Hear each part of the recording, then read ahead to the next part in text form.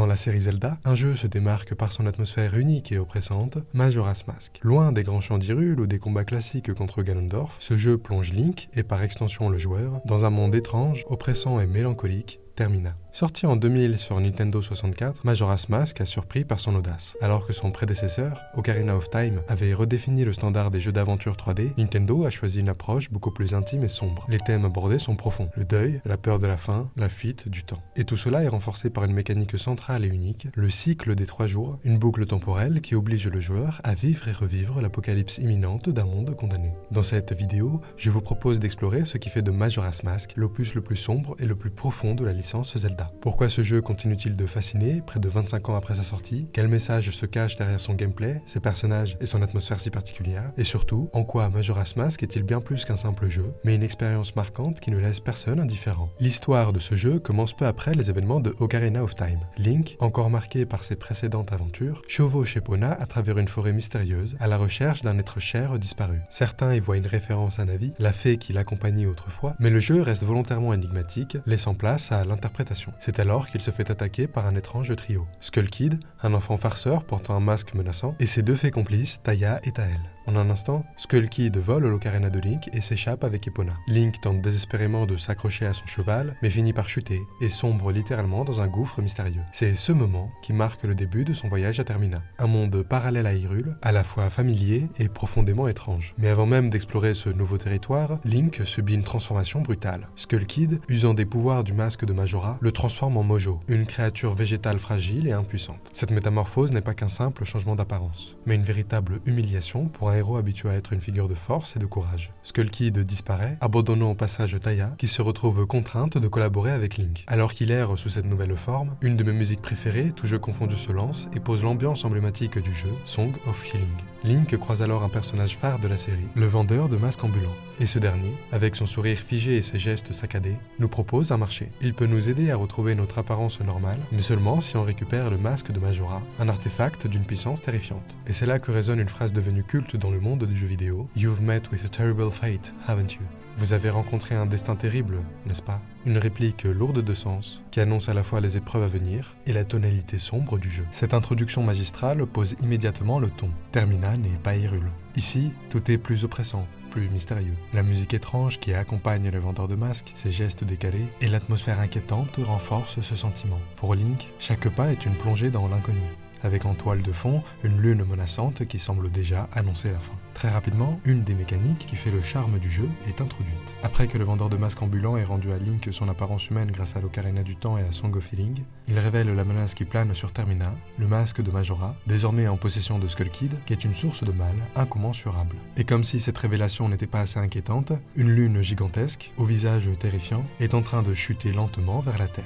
Termina n'a plus que 3 jours avant sa destruction. Ce compte à rebours apocalyptique est au cœur du gameplay de Majora's Mask. Le joueur doit exploiter au mieux le temps qui lui est imparti pour progresser dans l'aventure, résoudre des énigmes, aider les habitants et, bien sûr, repousser la catastrophe. Mais une particularité bouleverse tout. Grâce à l'Ocarina du Temps, Link peut revenir au premier jour à volonté, réinitialisant ainsi la boucle temporelle. Ce système introduit une tension unique. Chaque action doit être minutieusement planifiée. Quel objectif prioriser? Quelle quête réaliser avant que le temps ne s'écoule? Cette pression constante rend l'expérience profondément immersive. Le joueur est confronté à l'idée qu'il ne pourra jamais tout accomplir en un seul cycle et qu'une partie de ses efforts devra toujours être recommencée. Cette mécanique, bien que frustrante pour certains, reflète parfaitement le thème central du jeu, la lutte contre l'inévitable. Au-delà de son impact sur le gameplay, cette boucle temporelle transforme le monde de Termina en un théâtre vivant. Chaque personnage suit une routine spécifique pendant les 3 jours, créant l'impression d'un monde vivant et cohérent. Par exemple, Kafei et Anju, un couple séparé par une malédiction et par le destin,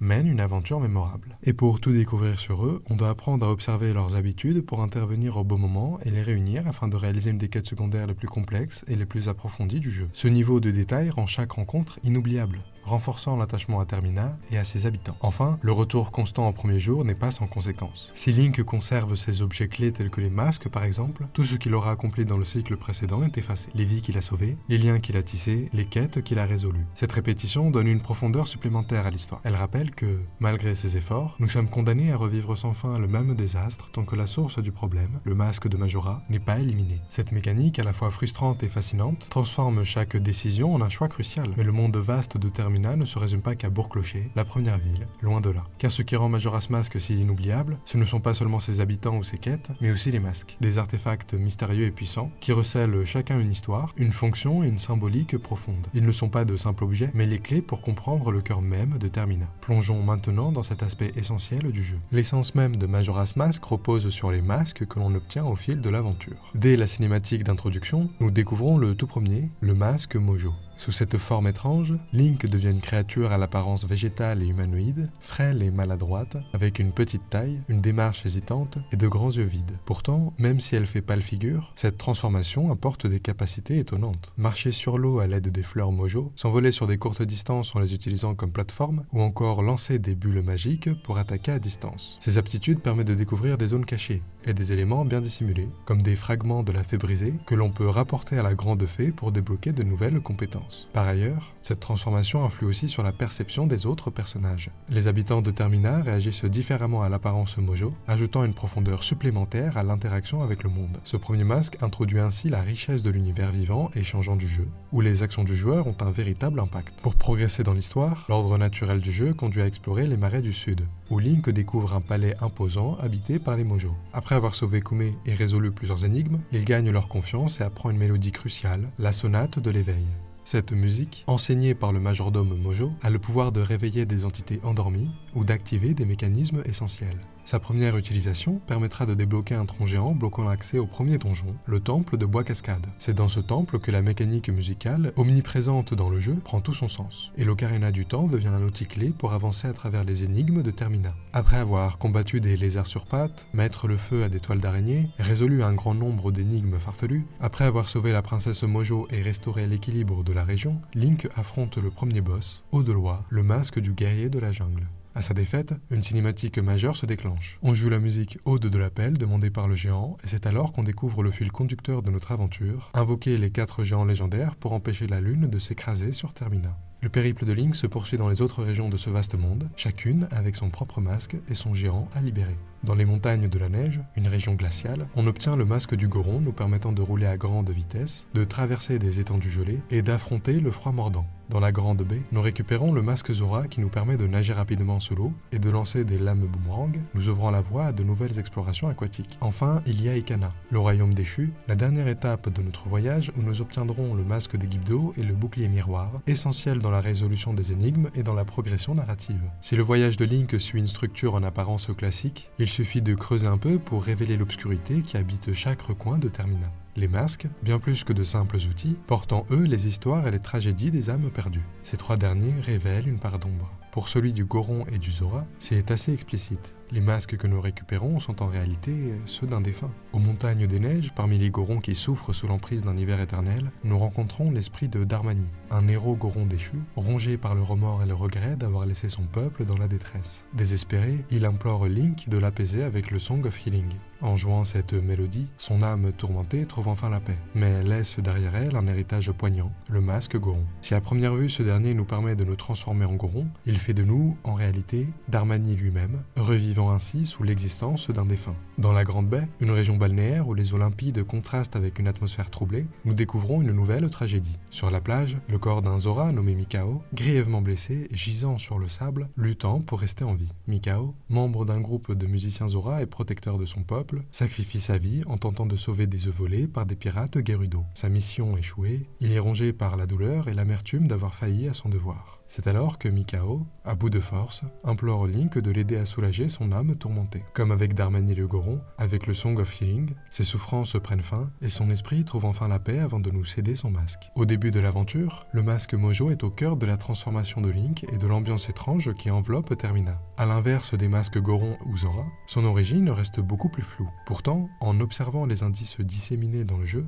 il est possible d'entrevoir une histoire cachée, tout aussi tragique que celle des autres masques. Lorsque Skullkid utilise le pouvoir du masque de Majora pour transformer Link en Mojo, ce n'est pas une simple métamorphose. La stature frêle, les grands yeux vides et l'expression figée de cette forme évoquent une sensation d'impuissance et de mélancolie. Une fois à Bourg-Clocher, une statue de bois, située dans la partie sud de la ville, attire immédiatement l'attention. Cette statue représente un enfant Mojo, dont l'apparence est étrangement familière, elle ressemble en tout point à la forme Mojo de Link. Ce détail laisse à penser que le masque Mojo pourrait provenir d'un enfant Mojo disparu, ou plus tragiquement, d'un enfant sacrifié sacrifiés lors d'un rituel ancestral. Bien que le jeu ne le confirme jamais explicitement, cette hypothèse prend du poids à travers l'attitude des autres Mojo que Link croise. Certains d'entre eux, notamment le majordome Mojo, montrent une étrange reconnaissance envers Link sous cette forme, comme s'ils reconnaissaient quelqu'un qu'ils avaient perdu. Le majordome évoque même un fils disparu dans des circonstances mystérieuses, renforçant l'idée que ce masque porte une histoire tragique, bien que dissimulée. Contrairement aux Goron et aux Zora, figure forte et héroïque, l'innocence derrière le masque Mojo semble refléter une innocence brisée, une vie trop courte, marquée par le silence et l'oubli. Pour appuyer cette idée que notre transformation n'a rien de normal, il suffit d'observer cette cinématique marquante.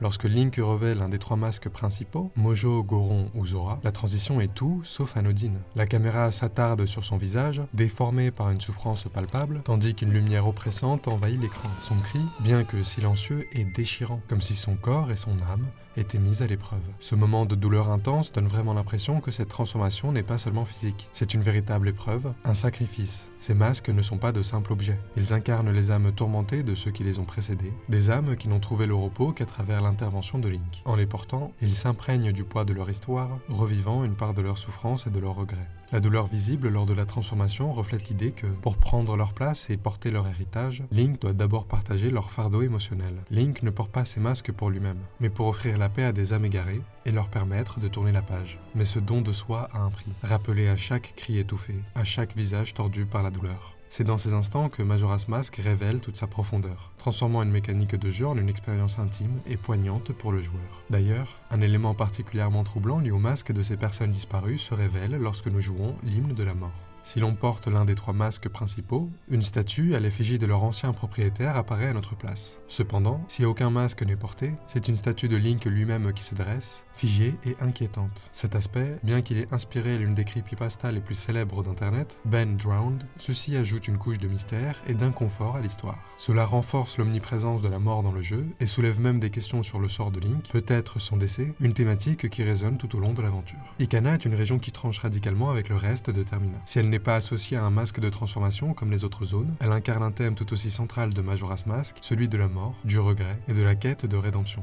Cette terre désolée semble être l'ultime chapitre de l'aventure, non pas seulement parce qu'elle est géographiquement la dernière région, mais parce qu'elle explore les thèmes les plus sombres et les plus profonds du jeu. C'est un royaume déchu, rongé par des conflits passés et hanté par des spectres incapables de trouver la paix. Les ruines de cette terre racontent l'histoire d'une guerre oubliée, d'un royaume autrefois fier, désormais condamné à errer dans l'ombre de sa gloire passée. Les habitants ne sont plus que des esprits ou des morts vivants, piégés par leur rancune, leurs regrets ou leurs désirs inassouvis. Contrairement aux autres zones où l'espoir subsiste encore, Ikana semble avoir accepté sa chute, enveloppé dans un désespoir oppressant. L'ambiance de cette région est intensifiée par une musique lugubre, composée de murmures fantomatiques et de notes pesantes. Le joueur ressent immédiatement une tension différente ici. Ce n'est pas un lieu où l'on peut réparer ou apaiser quelque chose facilement, comme avec les Gorons ou les Zora. À Ikana, il s'agit de faire face à ce qui est irrémédiablement perdu. Les épreuves d'Ikana reflètent cette ambiance. Le joueur est constamment confronté à des ennemis spectraux et des énigmes centrées sur la lumière et les ténèbres. Comme dit précédemment, cette zone ne propose pas de transformation par un masque, mais une transformation spirituelle pour le joueur. C'est un endroit où il faut comprendre que la mort et la souffrance font partie intégrante de l'histoire, et qu'il ne s'agit pas de tout réparer, mais d'apprendre à laisser aller.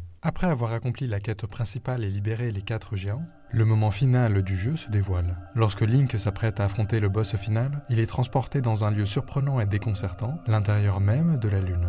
À la différence du reste du jeu, où tout est sujet à la panique et à l'effroi, cet endroit n'est pas un espace sombre ou inquiétant, mais un champ verdoyant et paisible, baigné de lumière. Pourtant, ce contraste saisissant n'est qu'une façade, car ce lieu cache une profondeur symbolique et une thématique encore plus sombre. Le champ à l'intérieur de la Lune est incroyablement calme, presque onirique, ce qui crée une rupture brutale avec l'atmosphère oppressante et chaotique de Termina. Cependant, ce calme n'apaise pas.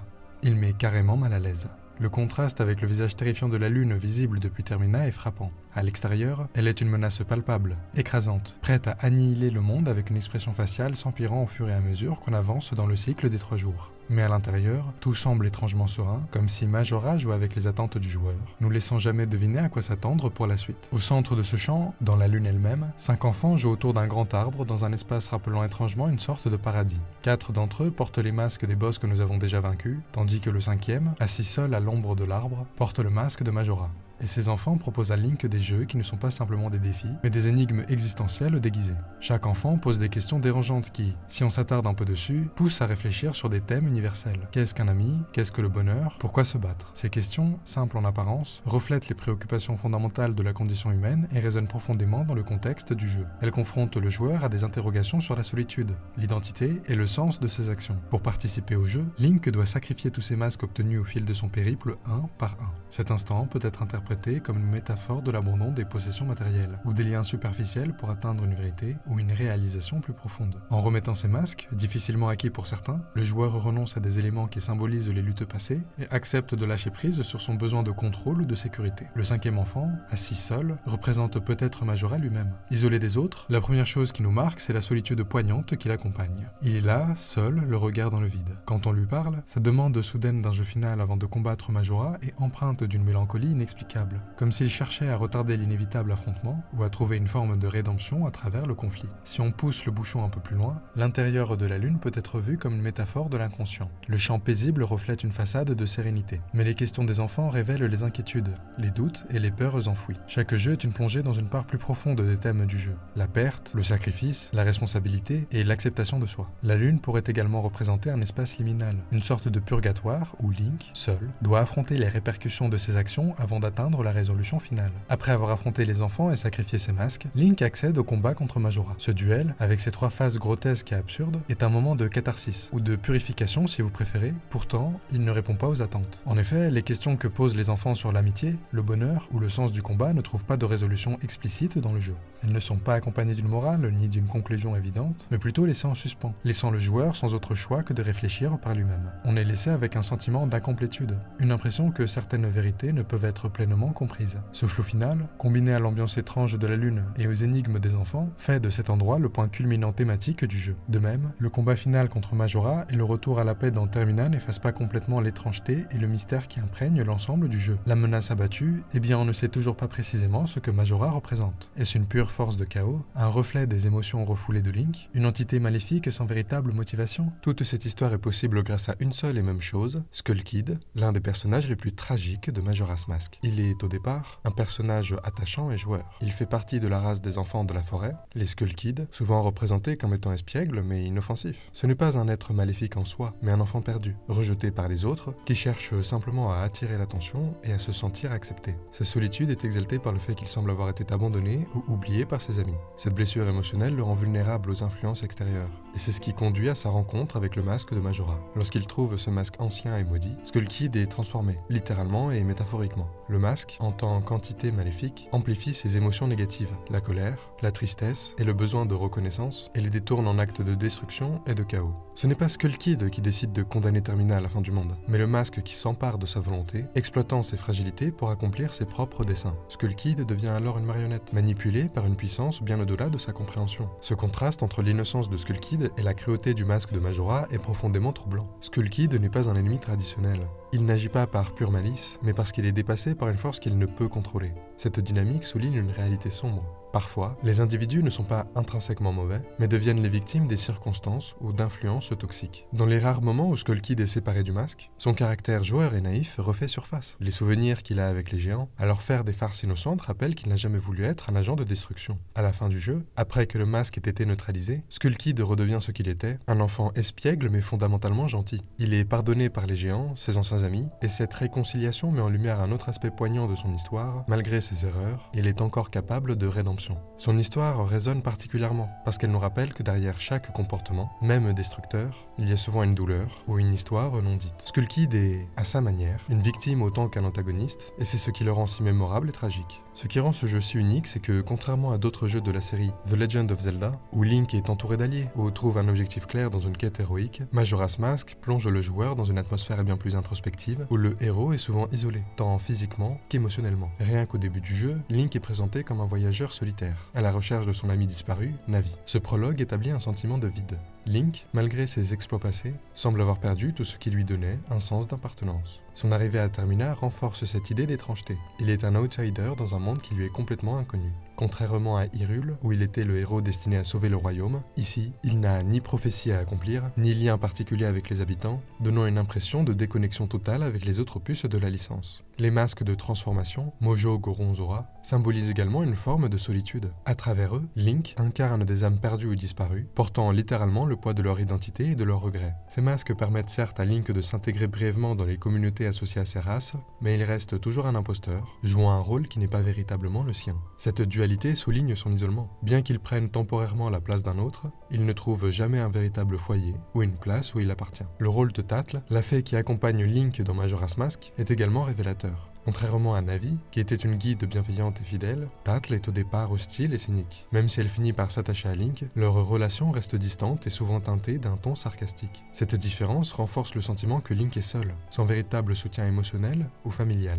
Tatl, bien qu'utile, n'offre pas le réconfort ou la compagnie que Link cherchait au départ avec Navi. À la fin du jeu, après avoir sauvé Termina et défait le masque de Majora, Link ne reçoit aucune célébration grandiose. Il quitte silencieusement ce monde, tout comme il y est arrivé. Le plus fou avec ce jeu, c'est que le développement de Majora's Mask s'est fait dans des conditions exceptionnelles.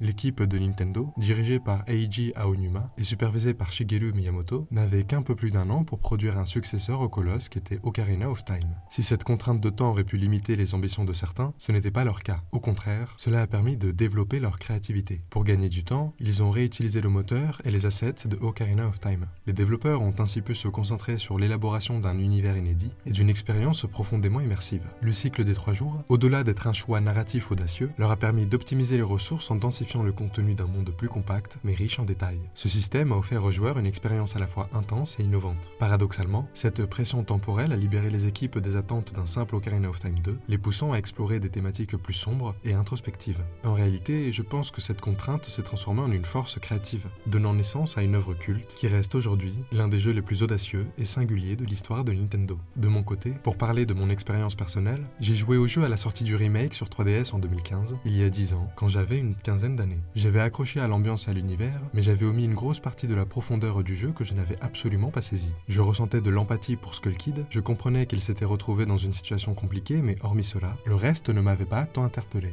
C'est avec le temps, avec des vidéos comme celle de Didi Chandouidoui et une de mes théories préférées dans le jeu vidéo présentant la mort de Link et son chemin vers les 5 étapes du deuil, que j'ai commencé à cerner le vrai visage de Majora's Mask. Un masque terrifiant qui, sous ses airs menaçants, cache des choses intéressantes. Ce qui me surprend le plus, c'est de voir au fil des années à quel point le jeu était complet. Ici, je vous ai présenté la quête principale et l'aspect sombre du jeu, mais il comporte en lui une quantité incessante de choses parallèles à faire avec, en tout, les 3 masques dont je vous ai parlé et 21 masques supplémentaires aux aptitudes uniques. Certains permettent de lire les pensées des animaux, comme le masque de vérité, et d'autres permettent d'augmenter notre vitesse de déplacement, comme celui du lapin.